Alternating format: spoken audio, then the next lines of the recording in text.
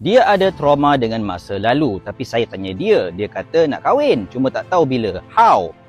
Nampak gayanya dia belum settle lagi dengan trauma dia tu, dan trauma dia tu sedikit sebanyak menghalang dia daripada nak membina hubungan yang baru.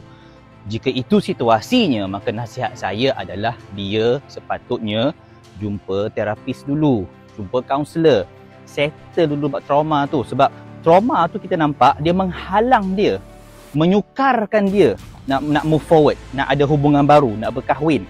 So settle yang tu dulu, barulah you start ta'aruf. Bila you dah I'm not saying 100% sembuh, pasal dia tak ada 100% sembuh, tapi you dah ready lah untuk nak open up balik.